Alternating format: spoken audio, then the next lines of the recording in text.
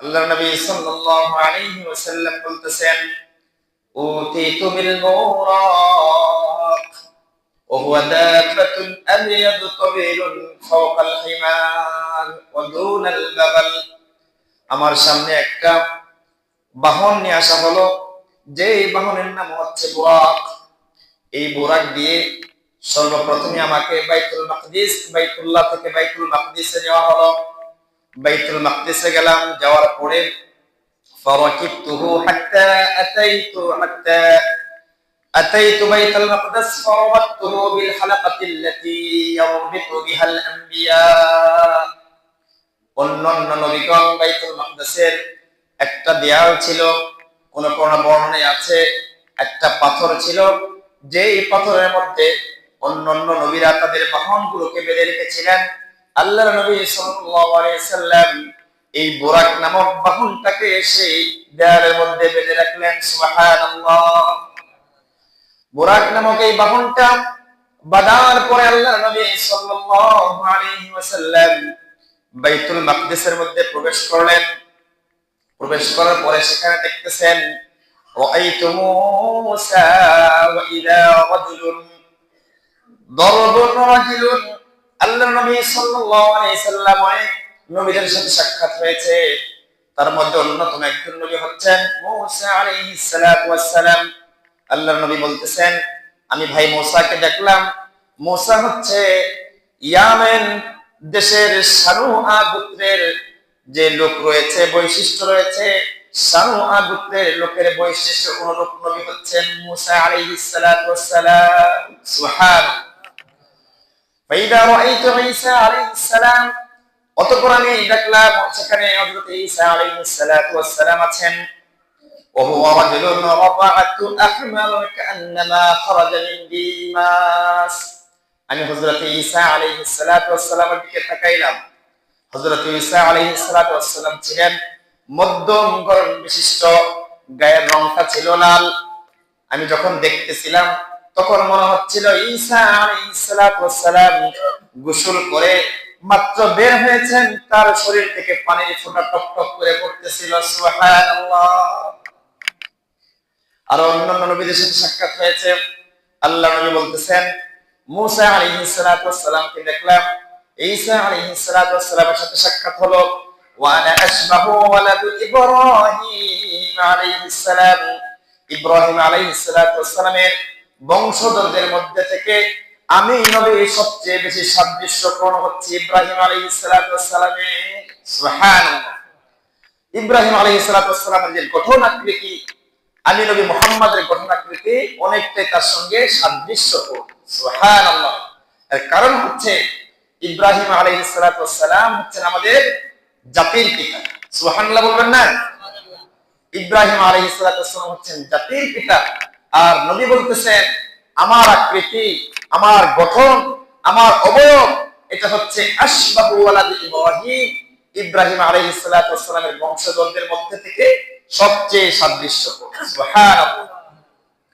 তারপরে দেখার পরে আমার সামনে নাস্তা নিয়ে আসা হলো। উতিতু বিইনাইন, দুইটা পাত্র দেওয়া হলো। একটা পাত্র ছিল মিন লাবান, দুধের পাত্র, অফিল আখারি খামার, অন্য একটা পাত্রের মধ্যে ছিল শরাব।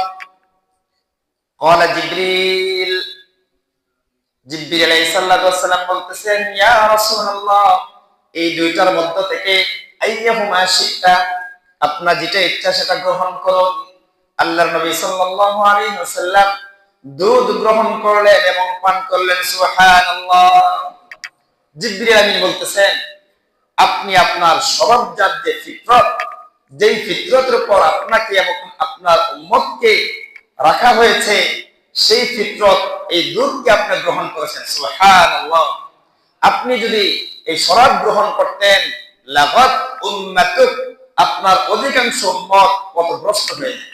নাউযুবিল্লাহ। এবার হচ্ছে ব্রেকফাস্ট, সকালের নাস্তা যেটা, এটা হয়ে গেল। এবার আল্লাহ নবী সাল্লাল্লাহু আলাইহি ওয়াসাল্লাম অন্য হাদিসের মধ্যে আসছে, ثم دخلت المسجد فإذا إبراهيم عليه الصلاة والسلام وموسى عليه الصلاة والسلام وعيسى عليه الصلاة والسلام ফি নাফারিন মিনাল আনবিয়া, আমি মসজিদে বাইতুল মাকদিসে ঢুকে দেখি মুসা আলাইহিস সালাম, ঈসা আলাইহিস সালাম, ইব্রাহিম আলাইহিস সালাতু ওয়াস সালাম সহ অসংখ্য অগণিত ইতিপূর্বের সমস্ত নবীদেরকে সেখানে উপস্থিত করা হয়েছে। অথবা উকিমাতিস সালাত, নামাজে ইকামত দেওয়া হলো। ফাআমানতুহুম, আর আমি নবী স্বয়ং ইমামতি করে সমস্ত নবীদের সাথে নামাজ আদায় করলাম। সুবহানাল্লাহ। সেদিন থেকে আল্লাহর নবীর উপাধি হলো ইমামুল মুরসালিন। সুবহানাল্লাহ। এই জন্য এখানে সালাত আদায় করার পরে দুনিয়ার ভ্রমণ শেষ। এবার আল্লাহ রাব্বুল আলামিন আল্লাহর নবীকে বাইতুল মাকদিস থেকে উপরের জগতে নিয়ে যাবেন। লম্বা হাদিস, মুসলিম শরীফের মধ্যে, বুখারী শরীফের মধ্যে আসছে 3394 নম্বর হাদিস। আমি অংশ বিশেষ করতেছি। قال النبي صلى الله عليه وسلم فحملت عليه فانطلق بي جبريل حتى أتى السماء الدنيا। ওই বুরাকের মধ্যে আমাকে আরোহণ করানো হলো। জিবরিল সেই বুরাককে নিয়ে আসমানের দিকে রওনা দিলেন। প্রথম আসমানে আসলেন। ফাস্তাফতাহা, প্রথম আসমানের দরজা খুলতে বলা হলো। ওই পাশ থেকে আওয়াজ দেওয়া হলো, মান মান হাযা। জিবরিল বলতেছেন ক্বালা জিবরিল। এক নম্বর প্রশ্ন যে নক করতেছেন কে আপনি? জিবরিল বলতেছে আনা জিবরিল, আমি জিবরিল। আবার প্রশ্ন করা হচ্ছে ওয়া মান মাআকা, আপনার সাথে কে? আবার জিবরিল উত্তর দিচ্ছেন আমার সাথে হচ্ছে মুহাম্মদ সাল্লাল্লাহু আলাইহি ওয়াসাল্লাম। তিন নম্বর প্রশ্ন করা হচ্ছে ওয়া ক্বাদ উরসিলা ইলাইহি, আপনাকে কি তার কাছে তাকে নিয়ে আসার জন্য পাঠানো হয়েছিল? ক্বালা নাম, জিবরিল বলতেছে হ্যাঁ, আমাকে নিয়ে আসতে পাঠানো হয়েছিল। তিনটা প্রশ্ন। এক নম্বর হচ্ছে কে? জিবরিল বলতেছে জিবরিল। দুই নম্বর প্রশ্ন হচ্ছে আপনার সাথে কে? বলা হচ্ছে আমার সাথে হচ্ছে মুহাম্মদ সাল্লাল্লাহু আলাইহি ওয়াসাল্লাম। তিন নম্বর প্রশ্ন হচ্ছে আপনাকে কি মুহাম্মদ সাল্লাল্লাহু আলাইহি ওয়াসাল্লামকে নিয়ে আসার জন্য পাঠানো হয়েছিল? জিবরিল বলতেছে নাম, হ্যাঁ, আমাকে নিয়ে আসতে পাঠানো হয়েছে। এবার দরজা খুলে দেওয়া হলো। মারহাবান বিহি, আল্লাহর নবীকে গাঢ় বর্ণনা দেওয়া হলো। যেরকম বাহিরে থেকে কোন একজন মেহমান আসলে রাষ্ট্রীয়ভাবে গাঢ় বর্ণনা দেওয়া হয়, সম্মান জানানো হয়, অভিবাদন জানানো হয়, তদ্রুপ আল্লাহর নবীকে গাঢ় বর্ণনা দেওয়া হলো। আল্লাহর নবীকে বলা হলো মারহাবান বিহি ফানি'মাল মাজিউ জাআ, কতই না উত্তম ব্যক্তি, কতই না শ্রেষ্ঠতম ব্যক্তি আজকে আগমন করেছেন। সুবহানাল্লাহ। আল্লাহর নবী বলতেছেন হালাস্তু, আমি প্রথম আসমানে প্রবেশ করলাম। প্রবেশ করে দেখি ফাইদা ফিহা আদম আলাইহিস সালাতু ওয়াস সালাম। জিবরিল আমিন বলতেছেন যে হুয়া আবুকা আদম ফাসাল্লিম আলাইহি, ও নবী ইনি হচ্ছেন আপনার আদি পিতা আদম আলাইহিস সালাতু ওয়াস সালাম, আপনি তাকে সালাম দিন। আল্লাহর নবী বলতেছেন সাল্লামতু আলাইহি ফারাদ্দা, আমি আল্লাহর নবী আল্লাহ আদম আলাইহিস সালাতু ওয়াস সালামকে সালাম দিলাম, আর আদম আলাইহিস সালাতু ওয়াস সালাম সেই সালামের উত্তর দিলেন। সুবহানাল্লাহ। এবং কি বললেন? ইবনে সালেহ ওয়া নবী সালেহ, হে উত্তম সন্তান, হে উত্তম নবী। আদম আলাইহিস সালাতু ওয়াস সালামের পৃথিবীতে যত মানুষ আগমন করবে সকলে আদমের সন্তান। এই হিসেবে আল্লাহর নবী বলতেছেন, আদম আলাইহিস সালাতু ওয়াস সালাম নবীকে বলতেছেন ইবনে সালেহ, হে উত্তম সন্তান। এবং বলতেছেন ওয়া নবী সালেহ, হে শ্রেষ্ঠতম নবী। এই কথা বলার পরে আবার জিবরিল আমিন লম্বা ইতিহাস, আল্লাহ রাসূল সাল্লাল্লাহু আলাইহি সাল্লামকে নিয়ে দ্বিতীয় আসমানে গেলেন। দ্বিতীয় আসমানে দেখা হলো হযরত ঈসা আলাইহিস সালাতু ওয়াস সালাম ইয়াহইয়া আলাইহিস সালাতু ওয়াস সালামের সাথে। একই প্রশ্নগুলো বারবার রিপিট করতেছি না। আবার তৃতীয় আসমানে গেলেন। তৃতীয় আসমানে যাওয়ার পরে একই প্রশ্ন। সেখানে দেখা হলো হযরত ইউসুফ আলাইহিস সালাতু ওয়াস সালামের সাথে। আবার চতুর্থ আসমানে গেলেন। চতুর্থ আসমানে যাওয়ার পরে সেখানে ইদ্রিস আলাইহিস সালাতু ওয়াস সালামের সাথে সাক্ষাৎ হলো। পঞ্চম আসমানে গেলেন। পঞ্চম আসমানে হযরত হারুন আলাইহিস সালাতু ওয়াস সালামের সাথে সাক্ষাৎ হলো। ষষ্ঠ আসমানে গেলেন, হযরতে মূসা আলাইহিস সালাতু ওয়াস সালাম সাথে সাক্ষাৎ হলো। এভাবে সপ্তম আসমানে গেলেন, সপ্তম আসমানে হযরতে ইব্রাহিম আলাইহিস সালাতু ওয়াস সালামের সাথে সাক্ষাৎ হলো। সুবহানাল্লাহ। আল্লাহর নবী 1 2 এভাবে সপ্তম আসমান পেরিয়ে গেলেন। তারপর হচ্ছে সিদরাতুল মুনতাহা। এই যখন ইব্রাহিম আলাইহিস সালাতু ওয়াস সালামের কাছে যখন আগমন করলেন, ইব্রাহিম আলাইহিস সালাতু ওয়াস সালাম বলতেছেন যে, হে আমার সন্তান, আমার পরবর্তীতে যত মানুষ জান্নাতে যাবে আমার উম্মত থেকে, আমার পরবর্তী সন্তান থেকে, এর মধ্য থেকে তোমার উম্মতের সংখ্যাটা সবচেয়ে বড় হবে। সুবহানাল্লাহ। قال النبي صلى الله عليه وسلم رفعت إلي سدرة المنتهى। অতঃপর আমার কাছে সিদরাতুল মুনতাহাকে উঁচু করে ধরা হলো। রুফিআত ইলাইয়া, আমার কাছে সিদরাতুল মুনতাহাকে উঁচু করে ধরা হলো। আমি সেখানে দেখলাম সিদরাতুল মুনতাহা, এটা হচ্ছে তাফসীরের মধ্যে আসছে একটা কোন বৃক্ষ, বড়ই গাছ। এই বড়ই গাছটা কেমন? হাদিসের মধ্যে আসছে ফাইদা নাবকুহা ইসলাকিলাদি হাজার, হাজার নামক একটি জায়গা, বিশাল বিশাল যে বড়ই গাছ রয়েছে, সেই জায়গার বড়ই গাছের এক একটা বড়ই হচ্ছে মটকার মতো। এখন হয়তো অনেকে চিনবে না মটকা কি। আমরা ছোটবেলায় দেখেছি মটকার মধ্যে চাউল রাখা হতো, ধান রাখা হতো, মাটির বিশাল বিশাল মটকা থাকতো। এই সিদরাতুল মুনতাহা এক একটা বড়ই হবে এরকম মটকার মতো।